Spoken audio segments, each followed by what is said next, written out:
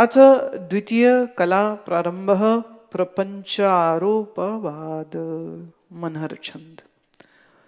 प्रपंचारोपापवाद कर निष्प्रपंच वस्तु ब्रह्म जान के अवस्तु मायादिक भानिये। ब्रह्म माया संबंधार जीव ईश भेद तीन षटिये अनादिता में ब्रह्म अनंत मानिए। वस्तु में अवस्तु कर कथन आरोप बाध अवस्तु वस्तु कथन अपवाद जानिए। गुरु के प्रसाद यह युक्ति जान पीतांबर तज तम कारज आरज निज जानिए। प्रश्न, शुद्ध ब्रह्म में प्रपंच का आरोप कैसे हुआ? अनादि शुद्ध ब्रह्म में अनादि कल्पित प्रकृति है, उस प्रकृति का ब्रह्म के साथ अनादि कल्पित तादात्म्य संबंध है, अर्थात कल्पित भेद सहित वास्तव अभेद रूप संबंध है। यूं यूं यूं घुमा दिया है बात बड़ी सरल सी, समझ आएगी होगी।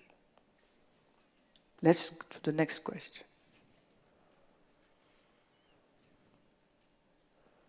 कितनों को समझ नहीं आई? जय हो। अनादि शुद्ध ब्रह्म में, अनादि शब्द का अर्थ आदि मने शुरू, अनादि मने जिसका अंत हो जाए वो अनादि नहीं। अनादि मने द इटर्नली इमोर्टल। आदि मने द बिगिनिंग, जिसका बिगिनिंग ना मालूम हो सके आदि, जिसका अंत मालूम ना हो सके वो अनादि। तो ब्रह्म क्या है? अनादि। ये जो प्रकृति है, माया का एक दूसरा नाम प्रकृति भी है। प्रकृति, पूर्व में आकृति नहीं थी, फिर आकार कृति हुई। तो जब ये आकार होता है तब उसको हम प्रकृति कहते हैं। पर जब तक आकार नहीं हुआ, बीज में से वृक्ष निकलता है, वृक्ष में से बीज निकलता है। बीज जब बीज है तो तुम उस बीज को फोड़ोगे तो उसमें वृक्ष दिखाई नहीं देगा। किसी भी माइक्रोस्कोप से देख लो तो भी दिखाई नहीं देगा। बीज में जो निहित वृक्ष है, छुपा हुआ, उसे हम कह सकते हैं माया। पर यह बीज जब समय के साथ वृक्ष बना, अब ये हो गया प्रकृति, आकार हो गया ना अब। So when it is formless, it is Maya, and when it gets a form, it is Prakriti. प्र मैंने पहले, पहले आकार नहीं था, फिर आकार हुआ।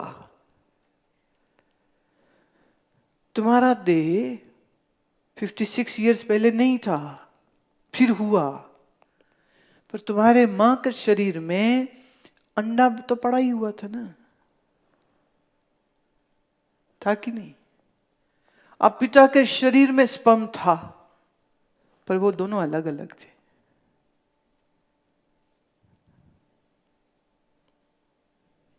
अच्छा, ये जो पुरुष के शरीर में स्पर्म बना, तो वो भी एक प्रक्रिया से बनता है। हम जो अन्न खाते हैं, उस अन्न से रस बनता है, उस रस से रक्त बनता है। तो रस, रक्त, मांस, मेद, मज्जा, अस्थि, शुक्र, शुक्र है ये स्पर्म। शुरू कहां से हुआ है? रस से। रस कहां से आया? अन्न से। तो जब स्पर्म नहीं था तो अन्न रूप था, और अन्न किसी बीज में था, राइट? तो बीज में जो वो क्षमता गेहूं होने की थी, वो है माया। और जब ये बीज गेहूं बन गया, प्रकृति, फिर ये अन्न किसी शरीर ने खाया। अब देखिए, स्पर्म क्या बच्चे के शरीर में होता है? जो स्त्री है, जो लड़की है, जब वो पैदा होती है तो बहुत बीज रूप से उसके सारे अंडे उसके साथ होते हैं। हर मां, ये जो स्त्री के शरीर में माहवारी होती है, अगर माहवारी से पूर्व इस शरीर का किसी पुरुष शरीर से संजोग हो गया और प्रजनन हो गया, गर्भाधान हो गया, तो माहवारी बंद हो जाएगी। और अगर ये प्रजनन नहीं हुआ, कंसेप्शन नहीं हुआ, तो एंडोमेट्रियम लाइनिंग जो है इट विल बी शेडेड, और उस रक्त के साथ वो जो फर्टिलाइज हो सकता था अंडा, वो बाहर निकल जाता है। प्रोसेस है ये, राइट? तो अंडा, तो ओवम, स्पर्म, तो स्त्री के शरीर में तो पहले से ही साथ में है, पुरुष के शरीर में बनने शुरू होते। हार्मोनल प्रोसीजर है ये, टाइम के साथ बनते हैं। तो ये तुम्हारा शरीर कभी नहीं था। या और बैक चले जाएं तो क्या था? अंडा था और स्पर्म था, और स्पर्म से भी पहले अन्न था। अन्न, फल, सब्जी, दूध, दही, ये सब पदार्थ जो एक शरीर ने खाए, उस शरीर में जो उसने अन्न खाया वो अन्न पचा। अन्न जब पचता है तो 3 दिन में रस बनता है। प्रोसीजर, रस से रक्त बनता है, ब्लड। आयुर्वेद में इसकी पूरी प्रोसीजर है, कितने दिन में, कितने हफ्तों में क्या चीज बनती। जैसे अगर किसी की हड्डी टूट जाए, कितने दिन में जुड़ेगी? 3 माह, 3 months। तो रस, रक्त, मज्जा, अस्थि, मेद, अस्थि, ये जो सारी प्रोसेस है, इस स्पर्म तक आने में लगभग 3 महीने लगते हैं, राइट? इसलिए हमारे आयुर्वेद ने कहा ये स्पर्म को सिर्फ प्लेजर के लिए वेस्ट मत कर लेना।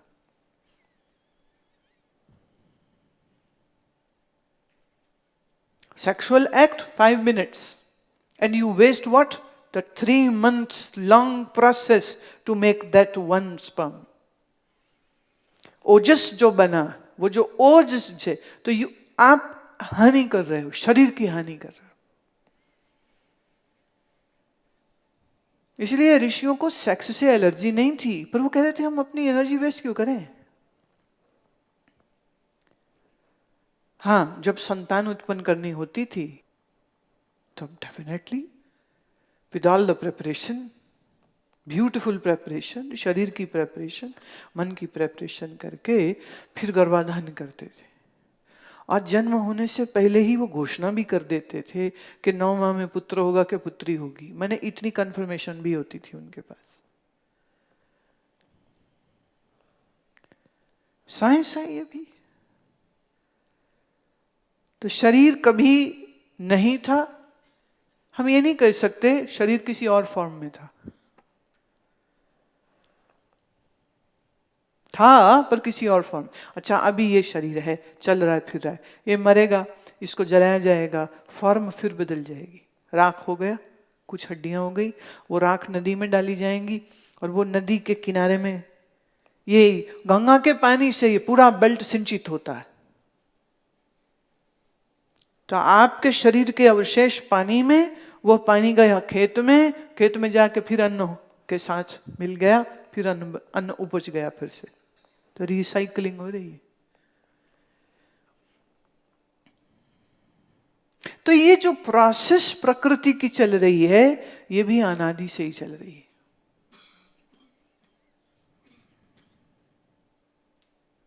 इसलिए कहा थितवार न जोगी जाने, रुत माह न कोई, जा करता सिरठी को साजे आपे जाने सोई।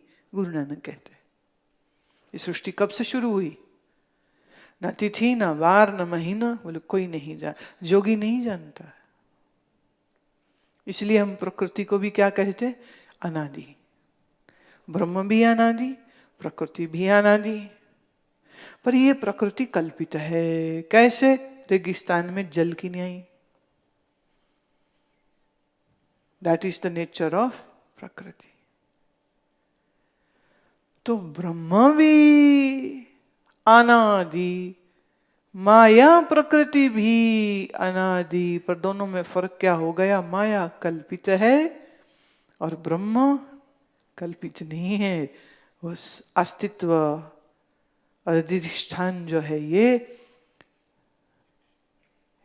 ब्रह्म को कैसा है? तो सत्य है। अब इस प्रकृति और ब्रह्म का आपस में एक संबंध है। बोले कब से? कहा अनादि। कैसा? बोले कल्पित।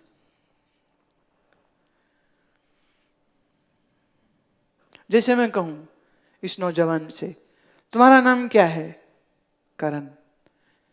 ये तुम्हारा नाम करण सच्चा है कि झूठा? झूठा। कब से है ये? जब से। कब से? जन्म कब से? उसके पहले कहां थे?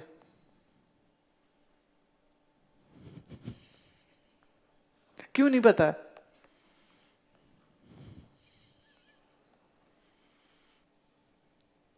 क्यों नहीं पता? तुम कहीं थे या नहीं थे? कहां थे?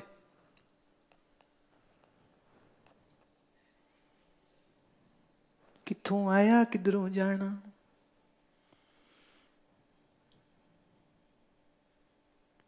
तो अज्ञान को हम कह सकते हैं कि कब से अज्ञान है? तो एक जवाब क्या है? कंफर्टेबल जवाब क्या है? शुरू से ही है। जैसे एक आदमी कह रहा था, जी पहले मैं पागल होता था, अभी मैं ठीक हूं।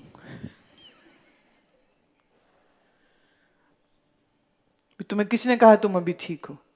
कितनी? अभी मैं ठीक हूं, पहले मैं पागल होता था। तो प्रकृति कल्पित है, पर इसका ब्रह्म से अनादि से संबंध है।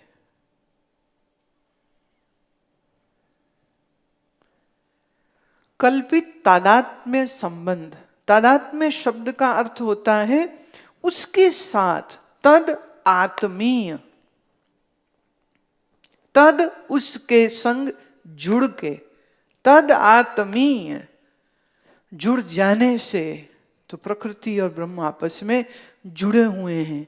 ऐसे ही यूं समझो, जैसे ये रोशनी मेरे हाथ पर है या नहीं? बोलो, है या नहीं? है। रगड़ी गई रोशनी? बोलो। पिटाई हुई रोशनी की? बोलो। तो पड़ी तो हुई है, तो फिर उसकी पिटाई क्यों नहीं हो रही? है भी और जुड़ी भी है, पर तादात्म्य कल्पित है।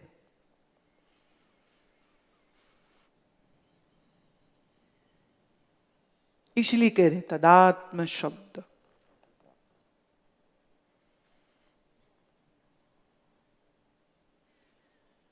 क्रिस्टल को के पास आप लाल कपड़ा रख दीजिए, क्रिस्टल लाल हो जाता है। पीला रख दो, वो पीला हो जाता है। तो क्रिस्टल पीला है कि लाल है? वो कहले कोई भी रंग नहीं है, बट प्रतिबिंबित वो किसी भी रंग में हो सकता है। तो ब्रह्म और माया का संबंध भी ठीक ऐसा ही है। जुड़ के भी नहीं जुड़ा, तदात्मा होके भी नहीं हुआ, एक होके भी एक नहीं है।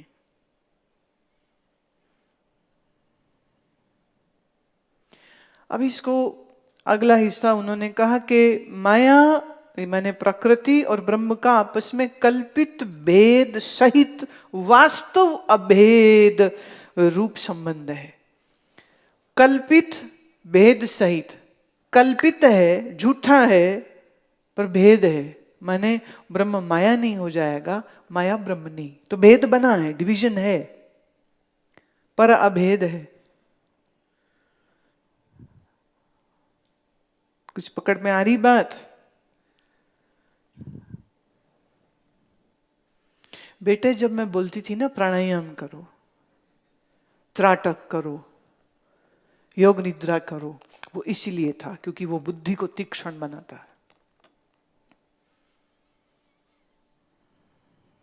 जब ये कहती थी कि प्रति मिनट श्वास तुम्हारी सिर्फ 5 रह जानी चाहिए,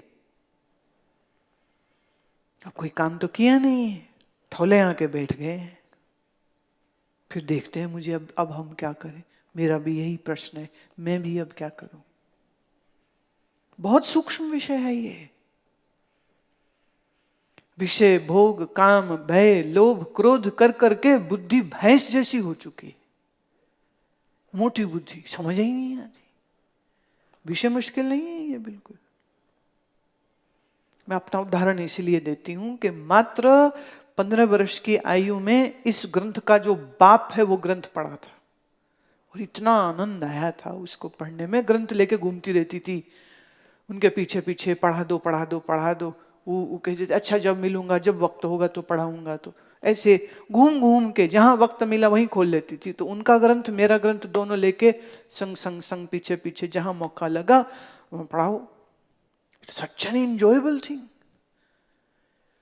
अजब, it's like more interesting than any detective novel or any romcom. अजब बात है। और यहां पेच हम ब्रह्म के खोल रहे हैं, तो ब्रह्म और माया का आपस में भेद भी है और अभेद भी है। रस्सी है तो सांप का भ्रम हुआ, तो सांप और रस्सी का अभेद है इस दृष्टि से। पर रस्सी दिख जाएगी तो सांप खत्म हो जाएगा, इस नाते भेद भी है।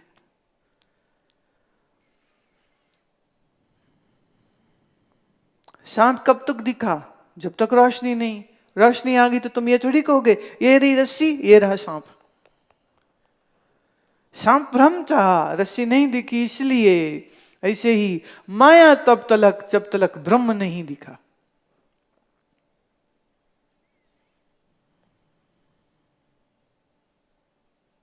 तो ब्रह्म और माया का भेद भी है और अभेद भी है।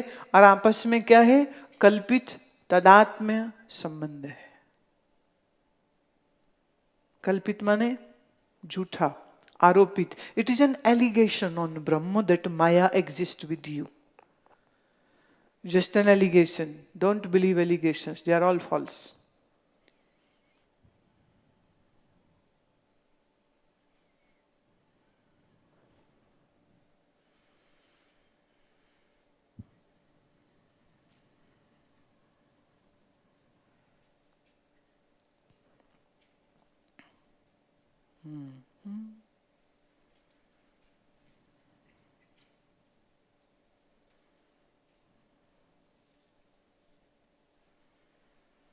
दो एक शब्द की मैं चाहूंगी कि टिप्पणी तुम पढ़ो। जैसे 33वें प्रश्न में टिप्पणी नंबर 35 नीचे देखेंगे तो 35 में लिखा है ब्रह्मरूप वस्तु में अज्ञान तत्कार्य रूप अवस्तु का कथन आरोप है, इसी को अध्यारोप भी कहते। अब ये बार बार शब्द आने वाला है, वेदांत की ये नई भाषा का ये नया शब्द सीखिए। अध्यारोप इज आरोपित, जिसे मैंने अभी कहा एलिगेशन। माया का ब्रह्म में अध्यारोप है, सांप का रस्सी में जैसे अध्यारोप है, पुरुष का जैसे ठूंठ में अध्यारोप है, मृगजल का जैसे रेगिस्तान में अध्यारोप है। तो ये सारे जगत का ब्रह्म में, पूरे प्रपंच का ब्रह्म में अध्यारोप है। अच्छा, इस अध्यारोप की जब हमने समझ लगा ली तो उसके लिए फिर दूसरा शब्द आता है और वो शब्द कहते हैं कि अध्यारोप का अपवाद हो गया। अपवाद मतलब दूर हो गया ब्रह्म। तो अध्यारोप और अपवाद।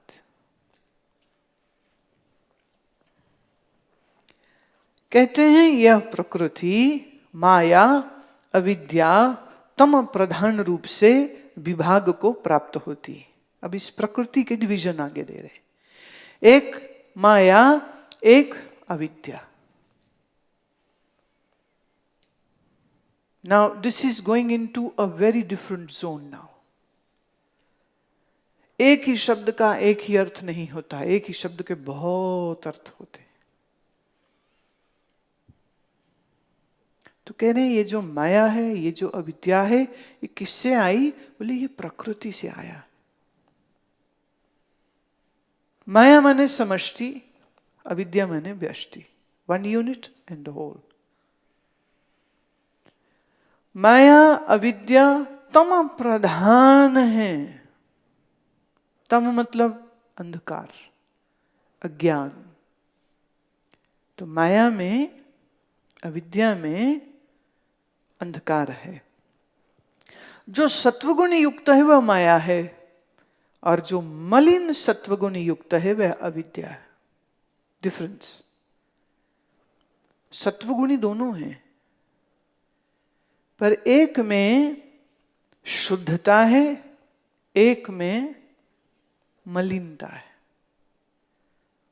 जैसे पत्थर, रेत, शीशा एक ही चीज है।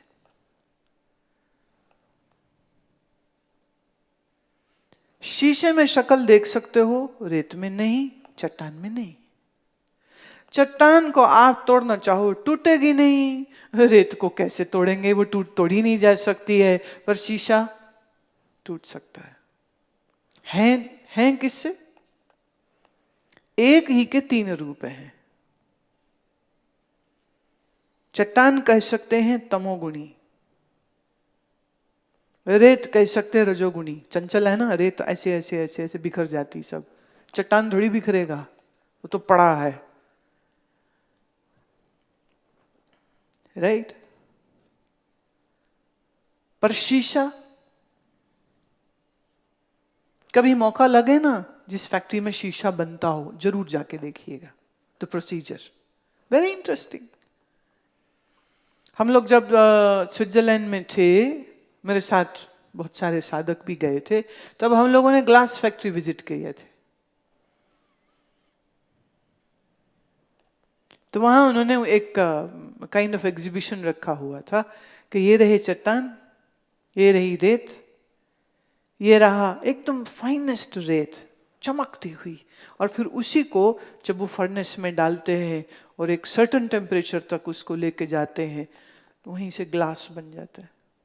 और फिर उसी को, ग्लास को पिघला के चाहो तो शीशा बना लो, लुकिंग ग्लास बना लो, मिरर बना लो, कोई टॉय बना लो, कोई ग्लास बना लो। जिसे हम कहते हैं माया है वो शुद्ध सत्वगुणी है, जिसे हम कहते हैं अविद्या वो मलिन सत्वगुणी। अच्छा एक काम करो, सब दीवार की तरफ देखो, तुम्हारी शक्ल दिख रही है? नहीं दिख रही, पागल हो, फिर देख क्यों रहे थे? अच्छा सब कारपेट पे देखो, नीचे यहां, तुम्हारी शक्ल दिख रही है? नहीं दिख रही, पागल हो गया। वहां शीशा है एक, हाँ वहां देखोगे, अगर खड़े होके देखोगे तो शक्ल दिख जाएगी।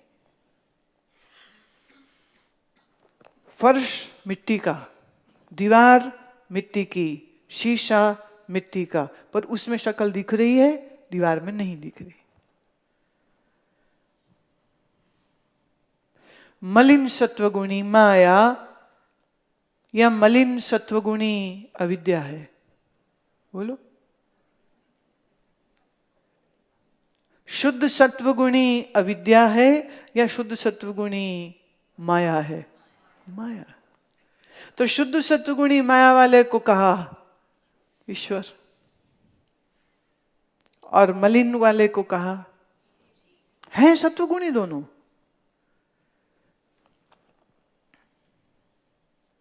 दोनों में फर्क हो गया ना।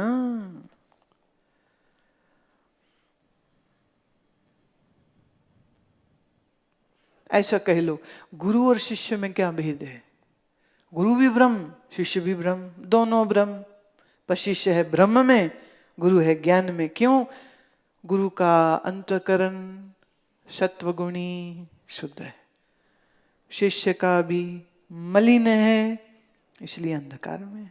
That is the only difference, बाकी कोई फर्क नहीं। तो कल से वहां नीचे बैठने की जरूरत है, तुम यहीं बैठ लेना साथ में।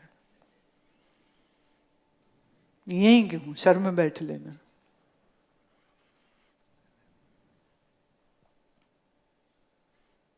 कोई भेद नहीं है, गुरु और शिष्य में कोई भेद नहीं।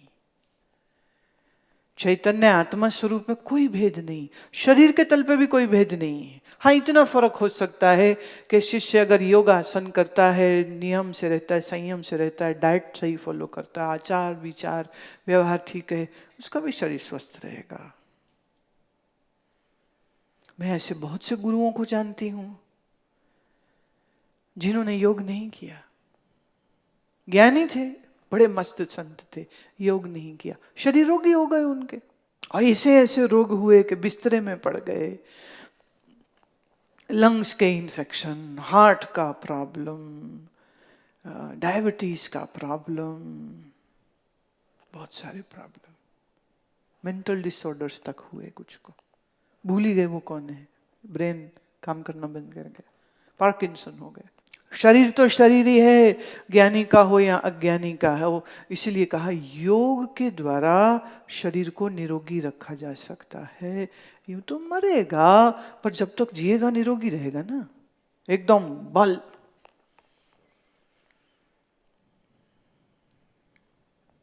तो शरीर का बलाबल बनाना आवश्यक है, बहुत आवश्यक है। घुटने रह जाएं, हार्ट रह जाए, भाई क्या करोगे फिर? राम नाम सत्य होगी। हम गए यहाँ वहां घूम रहे, हमें हमारे पास तो खबर आएगी वो गया। कौन गया? अच्छा अब ये गया, अच्छा अब ये गया, अब तो खबरें आती रहती। अब किसका आयुष ही छोटा है प्रारब्धवश, तो देखिए तो भी जाएगा, योगी हो के रोगी हो जाएगा, आयुष ही कम थी। That is a very different equation. But Ayush है, शरीर है, चॉइस इज योर्स। रोगी बन के रहना है कि योगी बन के रहना है। और मुझे ये कहने में जरा भी संकोच नहीं, सालों मैंने हठ योग की कोई बात नहीं करी, सिर्फ ज्ञान वेदांत भक्ति की बात करते थे। पर फिर ये देखा कि इसके बगैर गुजारा ही नहीं है।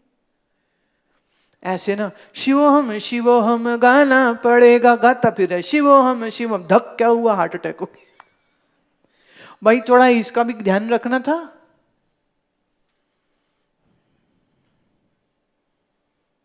तो शिवोहम गाने वालों को रोगी और अस्पताल में जब देखा ना, तो एक सबक हमने लिया उन सब की अवस्था को देख के।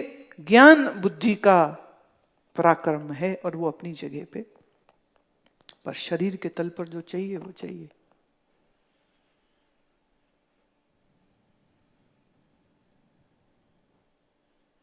माना मैं ब्रह्म स्वरूप हूं, बट दैट डजंट मीन कि तुम 10 किलो रसमलाई खा जाओ।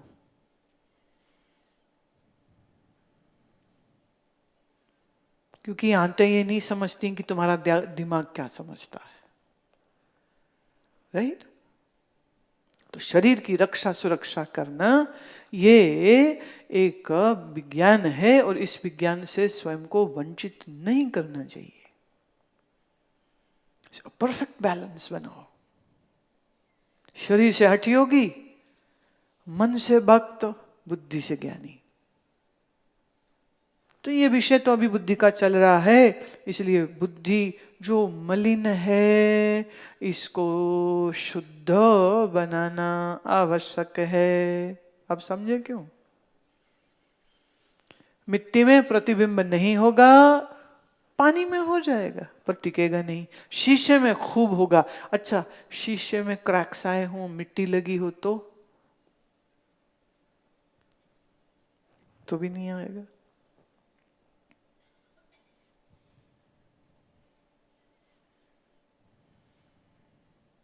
मन को मलिन नहीं रखना। मन मलिन रखने से हमारा नुकसान होता है। कह रहे हैं जो तमोगुण की मुख्यता से युक्त है वह तमा प्रधान प्रकृति है। अब देखिए, अविद्या वाला जीव है, पर ये जो बाकी हम देख रहे हैं, पेड़ पत्थर पहाड़ आसमान तारे चंद्रमा इत्यादि, इसमें सिर्फ एक ही गुण प्रोमिनेंट है और वो है तमो गुण। तो इनमें चेतना नहीं है। मैं ये नहीं कह रही हूं चैतन्य आधार नहीं है, मैं कह रही हूं चेतना नहीं है। This different thing.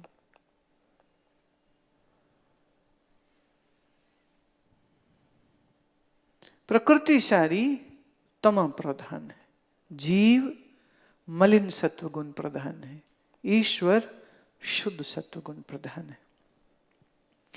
माया में जो ब्रह्म का प्रतिबिंब है वह अधिष्ठान ब्रह्म और माया सहित जगत कर्ता को ही हम सर्वज्ञ ईश्वर कहलाता है। और अविद्या में जो ब्रह्म का प्रतिबिंब है वह अधिष्ठान कूटस्थ और अविद्या सहित भोक्ता अल्पज्ञ जीव कहलाता है। दो शब्द ये इसमें समझने होंगे आपको। अविद्या में ब्रह्म का प्रतिबिंब, अच्छा प्रतिबिंब हुआ तो बिंब को थोड़ी भूल जाएंगे आप। बिंब जिसका प्रतिबिंब, तो प्रतिबिंब अविद्या और बिंब, यहां एक शब्द आ रहा है जो अधिष्ठान है। दो शब्द जो मैंने कहे वो कौन से हैं? एक अधिष्ठान और एक कुटस्थ।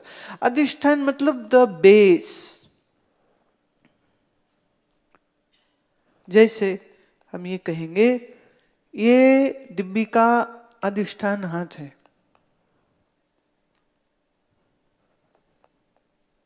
हाथ नहीं हो तो डिब्बी कहां? ये हाथ और ये का अधिष्ठान ये टांग हो गई, यहां रखी ना कोनी। और ये पूरा शरीर कुर्सी, कुर्सी का स्टेज, स्टेज का धरती। चलो पीछे, और धरती किससे आई? और पीछे जाओ और पीछे जाओ और पीछे जाओ, तो सबके पीछे तो एक का ही बाप है ना, उसी को अधिष्ठान कहते।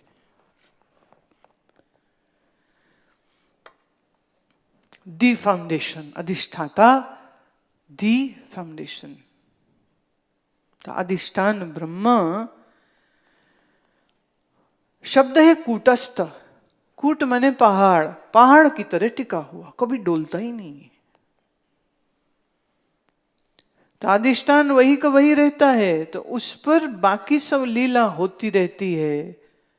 जीव है, जीव का जन्म है, शरीर है, पुण्य पाप शुभ अशुभ कर्म है, फिर मृत्यु हो गई, फिर जन्म है, ये सब चेंजेस हो रहे हैं, पर अधिष्ठान में कोई चेंज नहीं,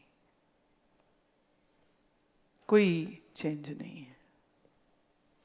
अविद्या सहित यह भोक्ता अल्पज्ञ जीव है। भोक्ता माने जो भोगता है। कैसे? आंखों से रूप देखता है, क्या भोग भोगा?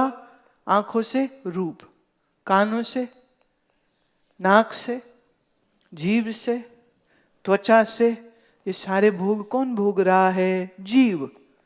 तो ये जो भोक्ता जीव है अल्पज्ञ है। अल्पज्ञ माने ज्ञान कम है इसको, बुद्धि थोड़ी कम है इसको। इसलिए भोगों में सुख देख के भोगों के पीछे भागता है और ये भूल गया आनंद स्वरूप तो परमात्मा है और परमात्मा ही मेरा अधिष्ठान है।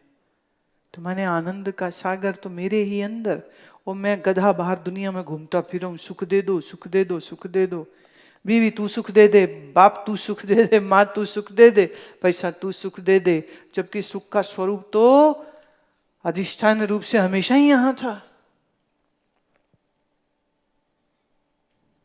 पर वो दिखता ही नहीं। क्यों? अल्पज्ञ है। अच्छा, जीव है अल्पज्ञ, पर ईश्वर है सर्वज्ञ। देखते हैं आगे। ईश्वर और जीव भी अनादि कल्पित हैं। उनमें ईश्वर की उपाधि माया एक है और आपेक्षिक व्यापक है, अतः ईश्वर भी एक है और व्यापक है। जीव की उपाधि अविद्या नाना है और प्रच्छिन्न है, उससे जीव भी नाना है और प्रच्छिन्न है। ये बहुत खतरनाक मामला हो रहा है। जिसे तुम ईश्वर कह रहे हो, जिसे तुम जीव कह रहे हो, पंडित जी कह रहे हैं ये भी कल्पित है। ऑब्वियसली ब्रह्म के ही तो प्रतिबिंब है ना, तो असली चीज कौन? प्रतिबिंब को हम असली थोड़ी मान लेंगे।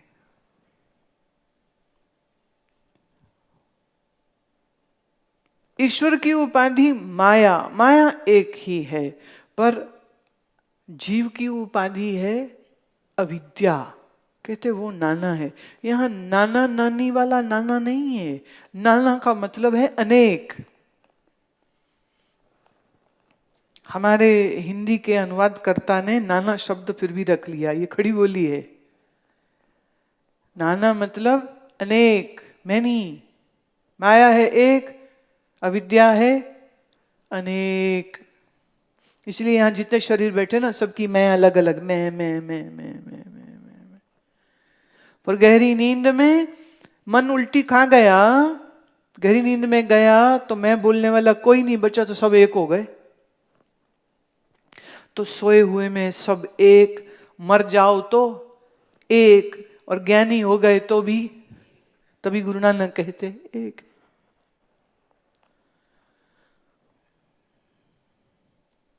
जीव अनेकों हैं, ईश्वर।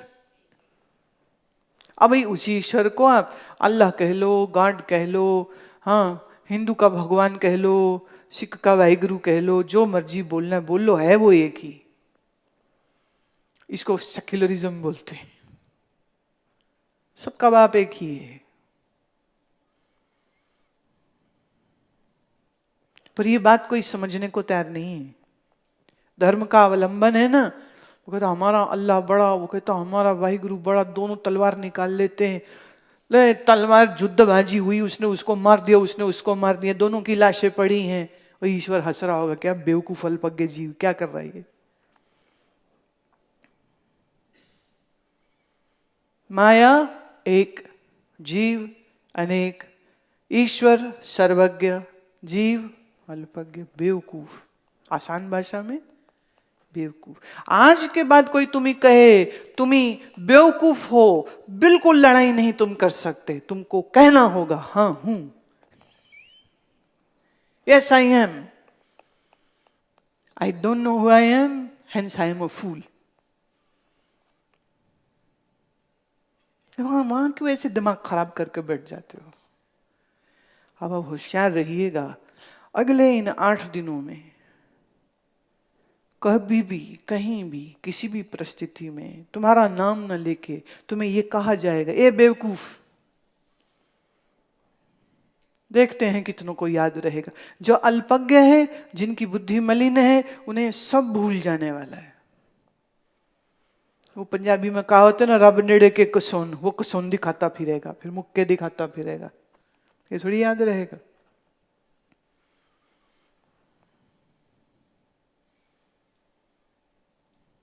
अल्पज्ञ, मलिन बुद्धि, अविद्या वाला, ईश्वर एक, और आपेक्षिक व्यापक है।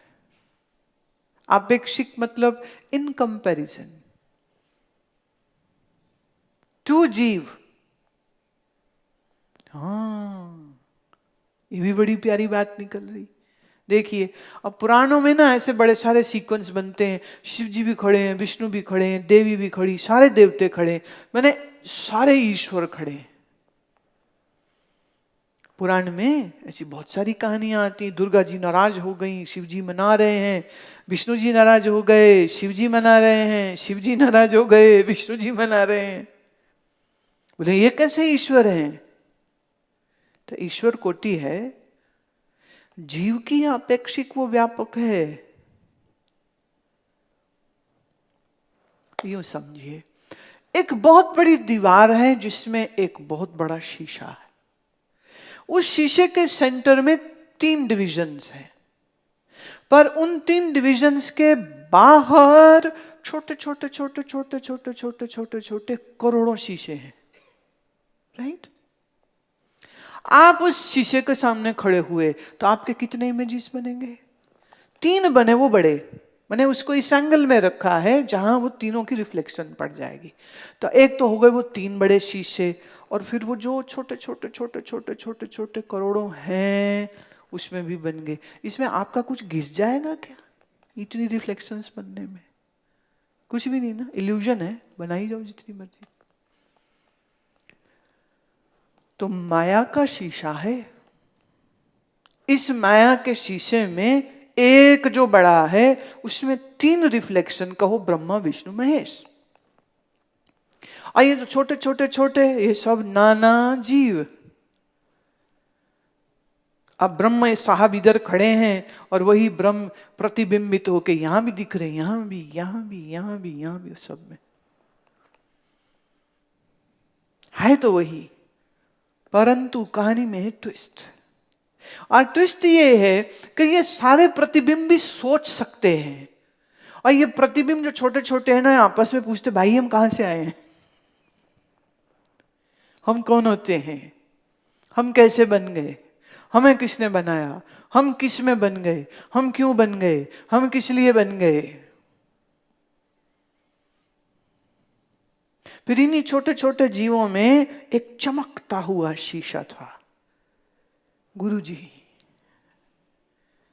गुरुजी ने कहा बेटा मेरी ओर देखो, अब हम तुम्हें ज्ञान की रोशनी देते हैं कि तुम जिसमें हुए हो वो है अविद्या। इस अविद्या में जो छलका है वो देखो, सामने ब्रह्म है, हम सब इसके प्रतिबिंब हैं।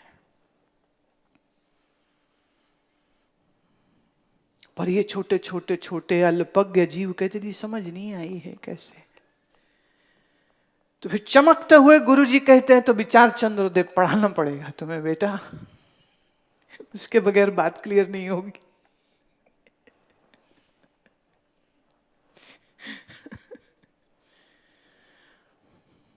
वही हो रहा है। राइट? नहीं, समझ नहीं आई, समझ नहीं आई, समझ नहीं आई, समझ नहीं आई। जो ये बोल रहा है समझ नहीं आई, तो सिर्फ क्या बता रहा है? एक तो जीव है ना, अल्पज्ञ है, दूसरा मलिन सत्वगुणी है, तीसरा मल विक्षेप आवरण वाला है, चौथा जिज्ञासु नहीं है। भाई ये पीएमटी की तैयारी करते हैं, या जो आजकल नीट एग्जाम है, जब उसकी प्रिपरेशन होती है, ऑल इंडिया मेडिकल एंट्रेंस का जो टेस्ट है, मैंने देखा 12-12 घंटे पढ़ाई करते हैं स्टूडेंट्स। आईआईटी में एंट्रेंस हो जाए, 12-12 14-14 घंटे पढ़ाई करते हैं, कितनी मेहनत करते हैं उस एस्टीम्ड इंस्टीट्यूशन में जाने के लिए। आपने क्या मेहनत करी इस एस्टीम्ड यूनिवर्सिटी में आने के लिए?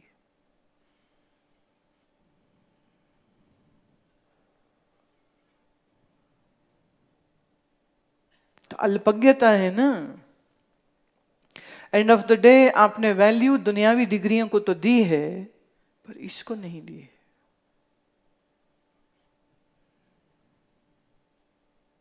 So when you are ill prepared and you give exam, you are going to fail.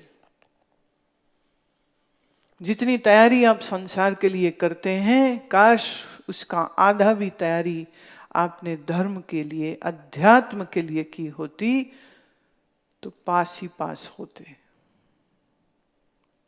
अब भले तुम यहां बैठे ऐसा मुंह बनाओ कि सब समझ आ रहा है, पर अंदर से तो तुम जानते हो ना कि नहीं समझ आ रहा है।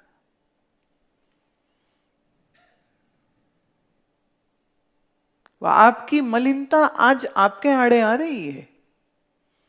चित्त की चंचलता, चित्त की अशुद्धि, हाँ, आपको नुकसान दे रही है। मैं तो बोल रही हूं, चाहे तो लपक लो इस ज्ञान के अमृत को, और अभी के अभी अजर अमर अविनाशी हूं, ये जान लो। और ये मेरी फेंकी हुई ये ज्ञान की बॉल न पकड़ पाए with slippery hands, how will you catch this ज्ञान बॉल? तो छूट जाएगा। पर मन अपने आप को जस्टिफाई बड़ी जल्दी करता, लो जी हम तो बुढ़े हो गए जी, क्या करें जी, कर्म ही फूटे हुए थे, क्या करते जी, प्रारब्ध थी, क्या करते जी, ये सारे भोग भोगने थे, क्या करते जी, पास्ट की इवेंट्स का रिलेशन था। Whatever excuse won't work.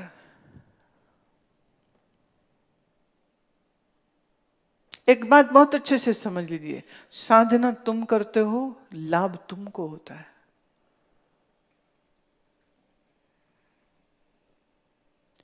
तुम्हारा सत्वगुणी मन होगा तो ज्ञान सहजता से टिक जाएगा।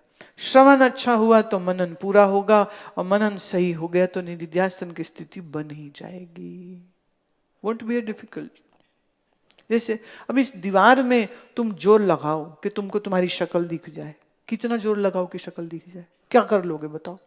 टक्कर मार लो, सिर फोड़ लो, तो भी नहीं दिखेगी।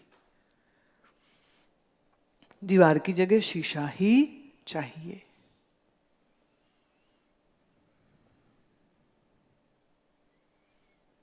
तो हमारे मन का निर्मल होना, शुद्ध होना, विक्षेप रहित होना, शांत होना चाहिए। It's mandatory, not a choice, compulsion नहीं है।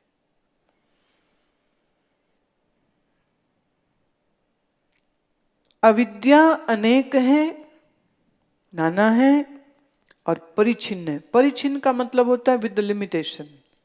जिसकी एक सीमा होए उसे परिचिन्न कहते, जिसकी सीमा ना होए उसी को व्यापक कहते। तो दो शब्द हो गए, परिचिन्न और व्यापक।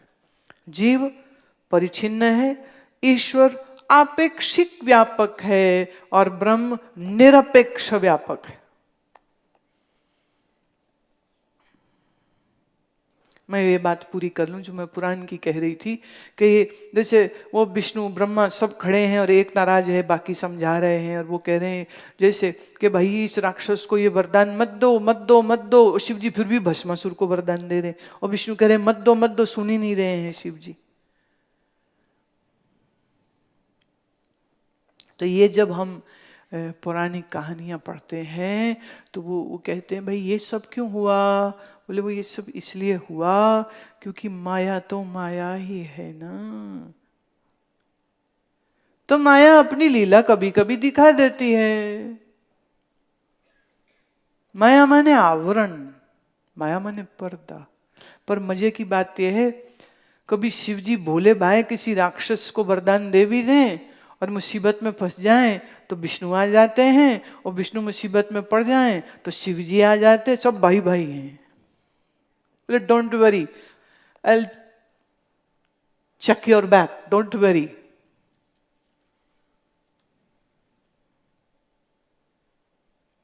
शिव हैं, विष्णु हैं, ब्रह्मा हैं, सरस्वती हैं, लक्ष्मी हैं।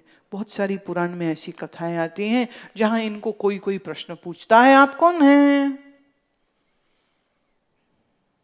और वो उतनी बार उत्तर देते हैं मैं जो हूं वो जानने में नहीं आएगा, जो जानने में आ रहा है वो मेरा माया का स्वरूप है। यही उत्तर शिव देते, यही ब्रह्मा देते, यही विष्णु देते, यही राम देते, यही कृष्ण उत्तर देते। कौन है आप? परब्रह्म। शिव जी से पूछा पार्वती ने किसका ध्यान लगाते हो? बोले अपना ही। बोले क्या मतलब? बोले मैं जो निराकार ओंकार मूलम तुरीयम गिरा ज्ञान गोतीतमीशम गिरीशम। अपने ही निर्गुण निराकार सच्चिदानंद व्यापक का ध्यान करता हूं, किसी और का थोड़ी करूंगा। श्रीमद् भागवत पुराण में आया, ब्रह्मा विष्णु महेश भी अनेक हुए, अनेक होते रहेंगे, हर सृष्टि का एक होता है। तो ब्रह्मा विष्णु महेश पर सृष्टि अलग अलग अलग है, शुद्ध ब्रह्म एक ही है।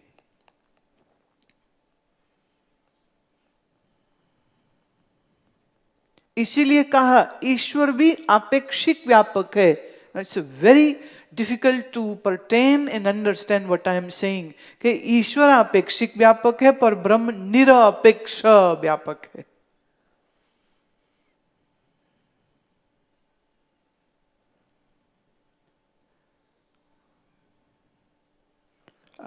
वाणी में आया, केते बर में ईश्वर इंद्र, कितने ही ब्रह्मा हुए, कितने ही ईश्वर हुए, कितने ही इंद्र हो चुके। अनेक ईश्वर है, बिल्कुल है एक ही, पर अनेक अनेक अनेक अनेक, हर सृष्टि का यूं समझिए, हर सृष्टि के सृजन में जो सोर्सेस, जो फोर्सेस काम कर रही हैं, उसको बनाने का, उसको चलाने का और उसको मिटाने का।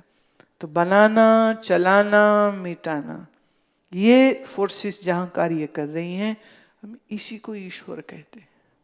जैसे तुम्हारे शरीर में दो प्रोसेस, चय अपचय चल रहा है, एनाबॉलिज्म एंड कैटाबॉलिज्म, पर दोनों को एक ही कहना हो, टोटल प्रोसेस, तो हम कहते हैं मेटाबॉलिज्म। और ये मेटाबॉलिज्म सिर्फ बॉडी का ही नहीं, बोन्स में अलग है, रक्त में अलग है, अन्न का अलग है।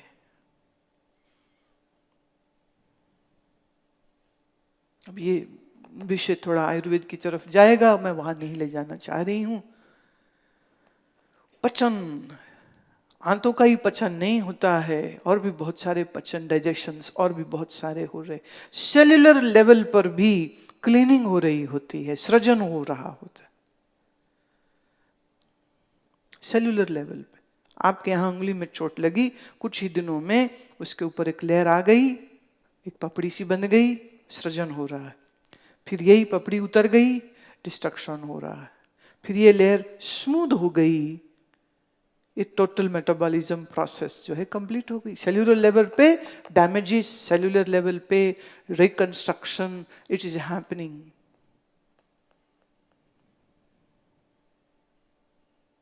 प्रोसीजर अनेक, शरीर एक। ऐसे ही ईश्वर एक, पर प्रोसीजर अनेक।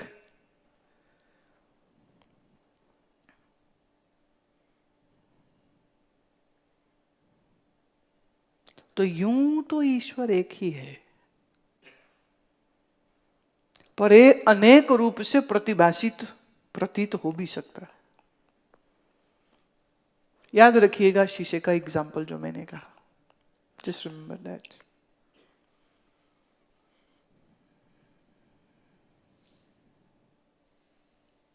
गुरु गोविंद सिंह महाराज लिखते हैं, किशन बिशन कबहू न त्यायो, ना मैं कृष्ण का ध्यान करूं, ना मैं विष्णु का ध्यान करूं। अरे ये कृष्ण और विष्णु का ध्यान नहीं करेंगे तो किसका ध्यान करेंगे? तो कहते चक्र चेन अर वर्ण जाते अर पात नहीं जय, रूप रंग अर रेख पेख को कह न सकत कह, त्रिभुवन महीप सूर नर असुर, ये सारे मिलके कहते तो भी तेरा नाम उच्चारण नहीं कर सकते, मैं उसकी आराधना करता हूं। न जिसका चक्र है कोई, न जिसका चिन्ह है कोई, न आकार है जिसका कोई, न रूप है, न रेखा है, न रंग है, न कोई भेष है, तो मैं उसकी आराधना करता हूं।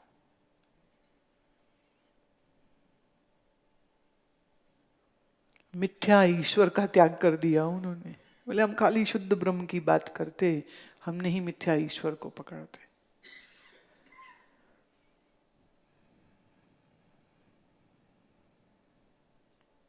एक समय में नारद ने ब्रह्मा से प्रश्न किया था कि हे ब्रह्मदेव, आप इस कमल पे कब से बैठे हो? तो ब्रह्मा कहते हैं, इस सृष्टि के काल चक्र में मैं कई युगों से बैठा हुआ हूं। पर नारद, ऐसे ब्रह्मा इस सृष्टि में और भी बहुत है। ये एक ही पृथ्वी है क्या? ये एक ही सौरमंडल है इस अनंत जगत में? जी नहीं, इस मिल्की वे में ही बहुत सारे हैं। ये आदमी सोचता है मैं जितना जानता हूं सृष्टि उतनी ही है, नहीं, सृष्टि तो बहुत बड़ी है, बहुत बहुत बियॉन्ड योर इमेजिनेशन बड़ी है। ये एक सौर मंडल जिसका ये हमारी धरती हिस्सा है, ये एक सौर मंडल है और ऐसे सौर मंडल करोड़ों हैं।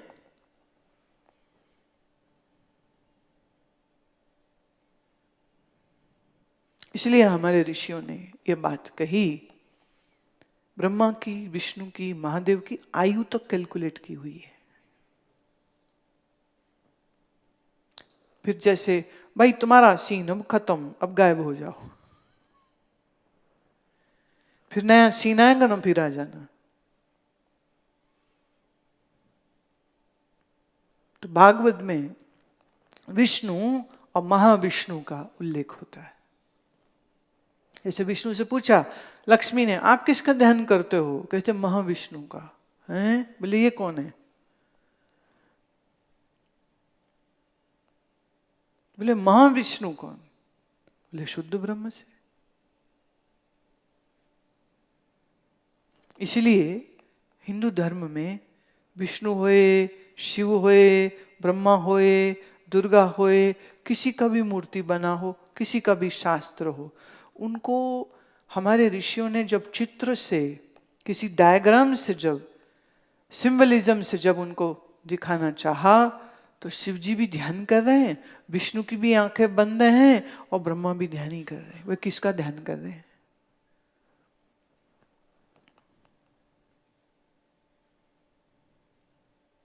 किसका?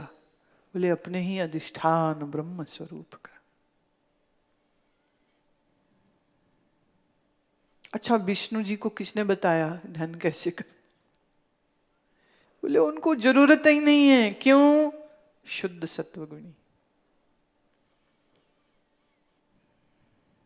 और जीव है अविद्या वाला, इसको अभी याद कराओ फिर भूल जाता है, फिर याद कराओ फिर भूल जाता है, और फिर जैसे कुत्ता लपक लपक के मांस के टुकड़े की ओर भागता है, ऐसे ये लोभी मन बार बार इस मिथ्या संसार की ओर लपक लपक के भागता रहता है।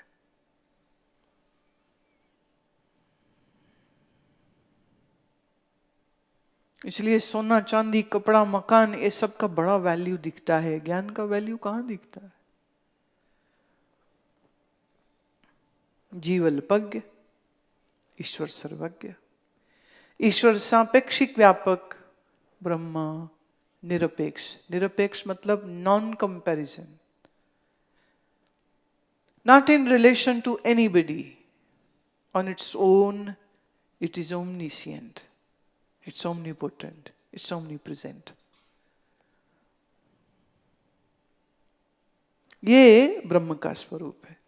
अब जो जीव और ईश्वर हैं, इनका आपस का जो संबंध है, बोले वो भी अनादि कल्पित है। अनादि माने from time immemorial, even when there was no time, the जीव and the ईश्वर संबंध was there. कब तक रहेगा? चालू छे।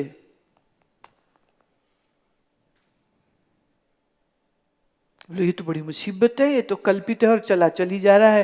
अरे नहीं नहीं नहीं नहीं, अरे भाई, इस जीव ने अपनी अविद्या के पर्दे को अगर ज्ञान, ब्रह्म ज्ञान से जिज्ञासु होके, ब्रह्म ज्ञान से, गुरु की कृपा से ये पर्दा उठा दिया, तो जीव इस गेम से बाहर।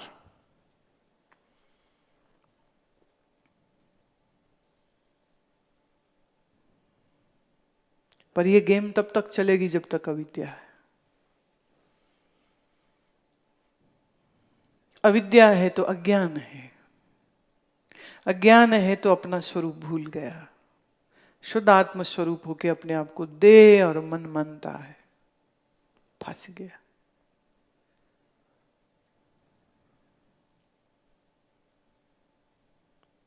छोटी सी एक बात कहती हूँ, फिर विराम करेंगे। बंदरों को पकड़ने वाले पुराने समय में आज भी किन्हीं क्षेत्रों में वो एक टेक्निक अपनाते हैं, और वो ये कि छोटे मुंह वाले मटके में कुछ चने के दाने डाले, कुछ चने बाहर बिखेरे। बंदर चने देखता है, लालच से आता है, मुट्ठी मटके में डालता है, मुट्ठी भर लेता है, हाथ बाहर निकालता है, निकलता ही नहीं। बंदर सोचता है किसी ने मुझे पकड़ लिया। वो उसी मटके के अराउंड छलांगे मार रहा है, रो रहा है, चीख रहा है, पर लालच के कारण चने नहीं छोड़ रहा है। चने छोड़ दे, हाथ बाहर आ जाए। चने का लालच छोड़ता नहीं, और बेवकूफी से यह मानता है कि किसी ने अंदर से पकड़ लिया है। गुरबाणी में इसको बहुत सुंदर एक पंक्ति में कहा, मरकट मुट्ठी अनाज की, पर छूटन ते सन से पर्यो, त नाच्यो कर कर द्वार। बंदर को पकड़ लिया मदारी ने, फिर घर घर नचवाता फिरता है, चने के चक्कर में फंसा। अच्छा, उसे चने ने फंसाया कि मटके ने, कि मदारी ने, कि उसके लोभ ने?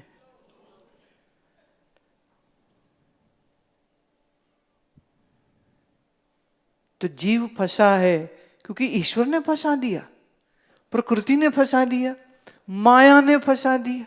किसने फंसाया? अज्ञानतवश इसी के लोभ ने।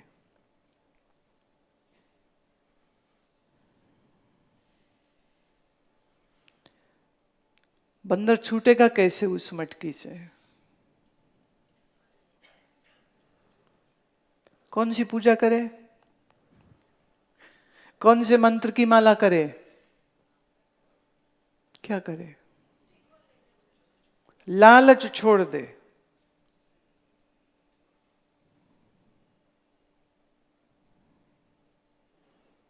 तुम्हें किसने पकड़ा?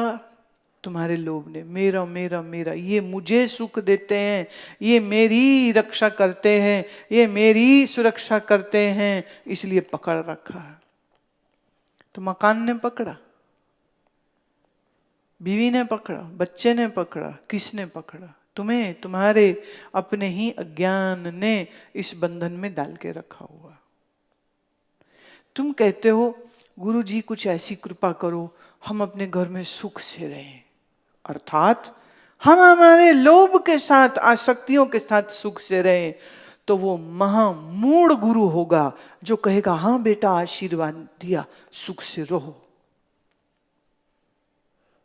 It's a very dangerous statement what I am saying.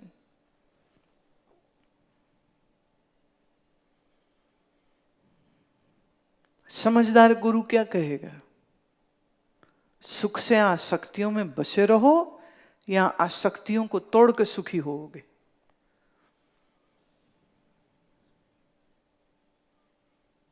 और आसक्ति तोड़ने को कह रही हूं मैं, घर छोड़ के भागने को नहीं कह रही हूं। तुम घर छोड़ के भागने को तो तैयार हो जाते हो, भाग के यहाँ आश्रम में आ जाते हो, और कई लोग आश्रम में आकर के फिर यहाँ आसक्तियां बना लेते हैं। बीमारी वही है ना। अब यहाँ 50 लोग रहते हैं, उन 50 में 2 अच्छे लगे, वो उन्हीं के साथ बैठेंगे। तुमने खाना नहीं खाया मेरे सामने, तो तेरी वेट कर रही थी, कहाँ थी तू? इकट्ठे चलेंगे मंदिर में, हाँ आसन इकट्ठे करेंगे, हाँ तू मेरे कपड़े धो देना मैं तेरे धो दूंगी, हाँ तू मेरे सिर में तेल लगा दे। वो जो घर में ड्रामा चल रहा था ना, वो फिर यहाँ चालू हो जाता है। तो हम सोच में पड़ जाते हैं, इन्होंने आश्रम को घर बना दिया।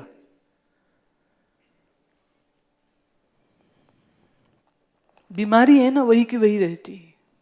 बड़ा खतरनाक खेल। आदमी जगह बदल लेता है, आदमी कपड़े बदल लेता है, आदमी नाम बदल लेता है, मन नहीं बदलता। बदलना क्या है? अच्छा, मन बदल लिया तो घर में रहे तो भी बीतरागी, आश्रम में रहे तो भी बीतरागी, गंगा किनारे रहे तो भी बीतरागी, और 4 बेटी 4 बीवी और 20 बच्चों के साथ रहे तो भी वीतरागी।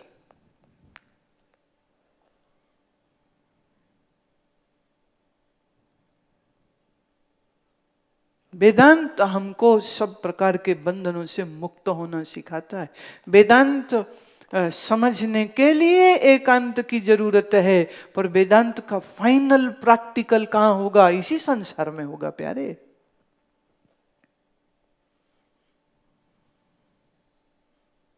इसी संसार में। घर में रहे तो भी, आश्रम में रहे तो भी, अकेला रहे तो भी, भीड़ में रहे तो भी, अपना स्वरूप कभी नहीं भूलता, राग नहीं करता, असुरक्षा की भावना नहीं होती है। शरीर की सुरक्षा क्या करेंगे? ये मुआ तो मरेगा, आज भी मरेगा, कल भी मरेगा। बीवी पति दोनों में कोई एक पहले मरेगा, आज भी नहीं तो कल। संग साथ मित्र दोस्त रिश्तेदार छूटेंगे, आज नहीं तो कल। और चेला चेली गुरुजी को छोड़ के भाग जाएगा, ये भी होगा, आज नहीं तो कल।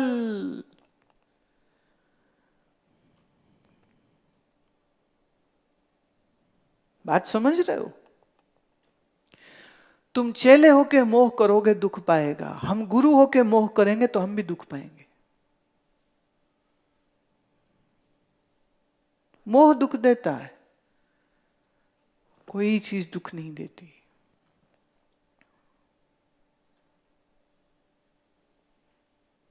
How to be in a relationship and yet not be related, that is the art.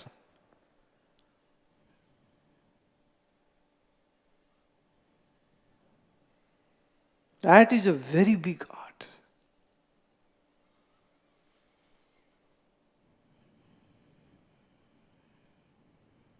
उसमें अपना बेगाना कुछ नहीं है। शरीर है, सब पंचभूत के हैं, मन सारे अविद्या वाले हैं, अपना भी मन अविद्या वाला है।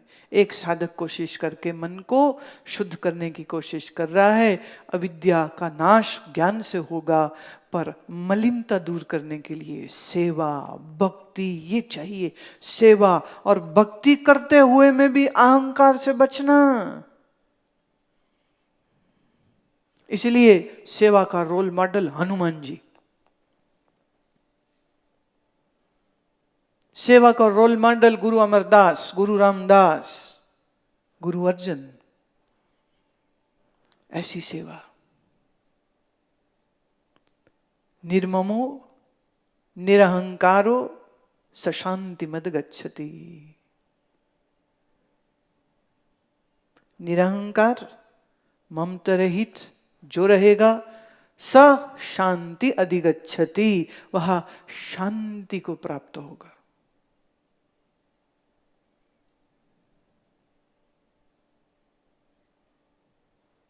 और सर्व पुरुषन की इच्छा क्या है? परमानंद की प्राप्ति और दुखों की आत्यंतिक निवृत्ति। वो और किसी तरीके से ना हो सकती है, ना होगी, ना किसी की हुई। उसके लिए सिर्फ ब्रह्म ज्ञान चाहिए और कुछ भी नहीं। ब्रह्म ज्ञान के बगैर परमानंद नहीं, ब्रह्म ज्ञान के बगैर दुखों की निवृत्ति नहीं।